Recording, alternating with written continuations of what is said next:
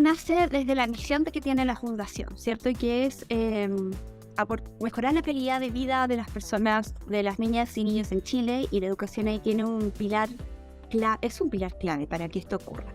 Y a lo largo de la historia, casi 700.000 estudiantes han pasado por alguna de las experiencias, no a lo largo de la historia, en los últimos años, incluso me atrevería a decir como desde el 2020, ¿cierto? Post-pandemia, alrededor de 700.000 estudiantes han pasado por alguno de los programas. Entonces, si bien creo que los números no son malos, ha tenido un buen impacto y profundidad porque se instala una temática, creo que el desafío es ir aún más profundo, ¿cierto? En transformar realmente la comunidad educativa. No quedarnos, ¿cierto?, como en una... Solo las educadoras de párvulo que participaron del proyecto, pero muchas en Chile, pero realmente no basta. Hay que transformar la cultura escolar para que esto sea un tema profundo.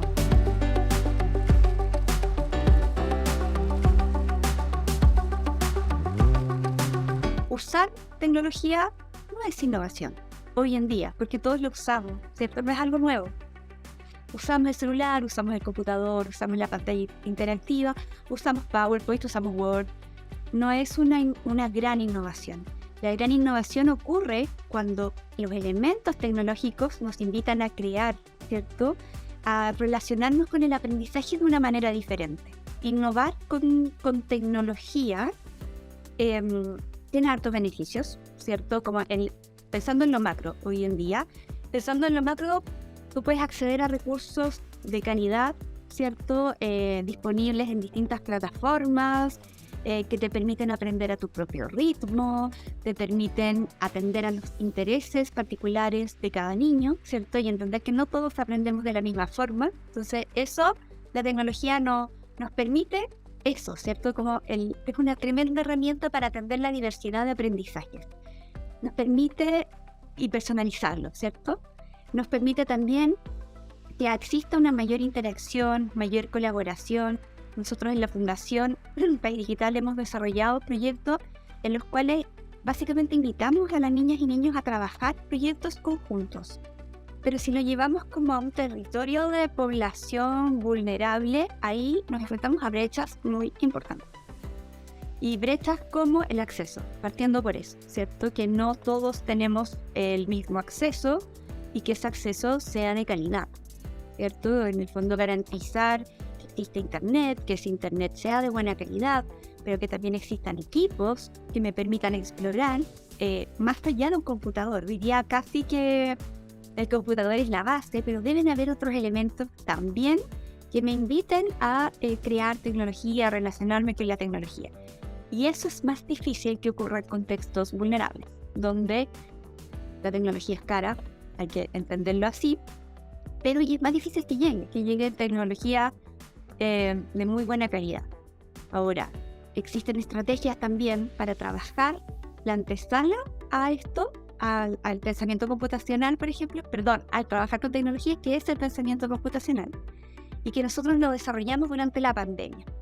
Porque durante la pandemia estuvimos desarrollando, junto al Ministerio de Educación, un proyecto que invitaba a educadoras de párvulos, niños y niñas en edad preescolar, a trabajar un robot que se llama Migot. Se llama Migot todavía, que es una abejita que tú la mueves. Y este proyecto estaba enfocado en sectores rurales vulnerables. Entonces, cuando las salas de clases se cierran y no tienes cómo llegar para que los niños trabajen con tu abeja, hay que desarrollar nuevas estrategias. Y estas estrategias iban con el desarrollo del pensamiento computacional, que es la forma que tiene la tecnología de pensar, de aprender y enseñar. Y esto se puede trabajar con elementos concretos que todos podemos tener independiente del contexto, ¿cierto? Palitos de fósforo, piedras, una búsqueda del tesoro. Hay distintas estrategias pedagógicas intencionadas en el pensamiento computacional. Tienen beneficios súper increíbles que son la antesala al trabajar con tecnología, el pensamiento computacional, la programación, incluso la robótica.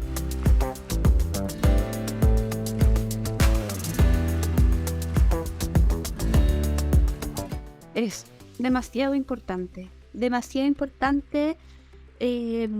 porque a través de esta articulación público-privada, sociedad civil,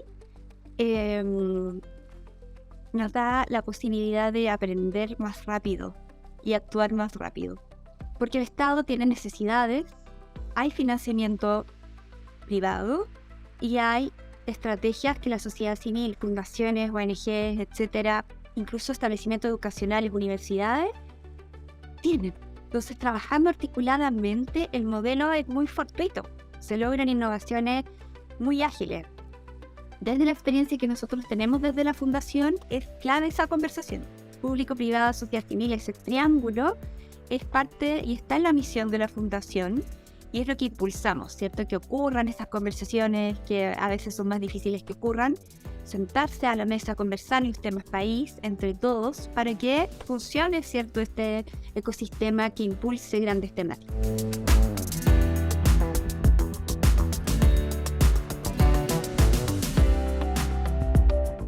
Yo creo que la instalación en la agenda pública es clave. Es muy importante y porque ahí se hace tema, que exista legislación al respecto, ¿cierto? En el fondo nos va a permitir que haya un piso. Si hay un compromiso estatal, ya hay un piso, hay un respaldo, ¿cierto? Y es en ese sentido, cuando ya hay un modelo formado, que sabemos cuál es el desafío, que está medido, ¿cierto? Que cuando yo les decía identificar bien las necesidades, etcétera, para apuntar hacia allá con objetivos específicos muy claros, es más fácil que se sumen otros actores a la causa, ¿cierto? La causa. Pero al desafío país.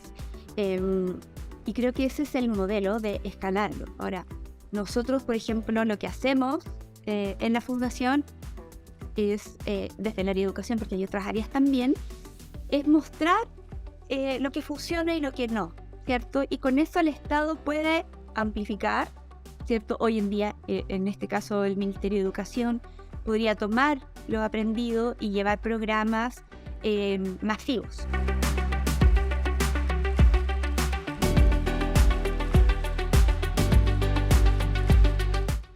Y Programa Tus Ideas buscaba instalar un tema en la discusión pública. Y ese tema era la programación en los colegios. Era un tema que no se estaba dando, porque se hacía de formas muy aisladas en algunos establecimientos educacionales, pero que sin embargo estaba ocurriendo un movimiento muy fuerte fuera de Chile, que estaba impulsado por Shakira, Black Eyed Peas, y tremendas artistas asociados a esta causa que era la programación en Barack Obama. O sea, de verdad que era así un movimiento mundial muy importante de que este tema llegara a los colegios. ¿Por qué? Porque programar te enseñaba a pensar. Pensar para el siglo XXI, ¿cierto? Pensar en las nuevas soluciones, pensar en las habilidades que hay que desarrollar para este mundo complejo, etc. Y nosotros desde la Fundación hicimos este programa cuando realmente no existía otro que estuviese impulsando el tema de programación. Y empieza a ocurrir una discusión, ¿cierto? Empieza a ocurrir una discusión en torno a la programación. El mismo Congreso me invitó a su minuto, oye, hay que incluir la programación en el currículum.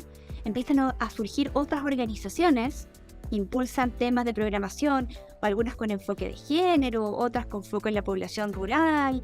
Entonces realmente empieza a ser una bola de nieve, ¿cierto?, de instalar este tema en la discusión pública.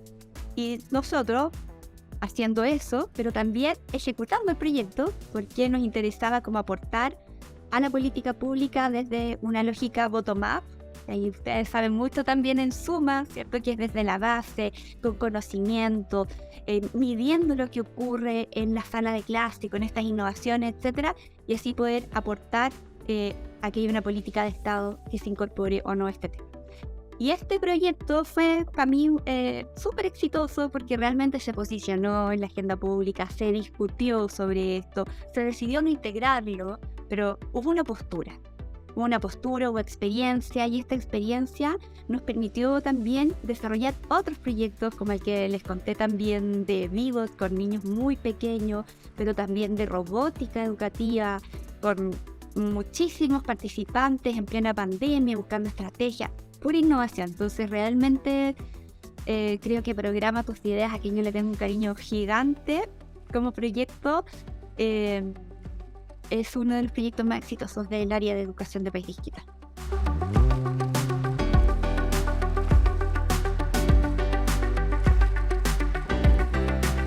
Bueno, yo creo que es clave hoy en día identificar, como les decía, esos objetivos, grandes desafíos que tienen los distintos territorios, las distintas zonas urbanas, rurales, ¿cierto?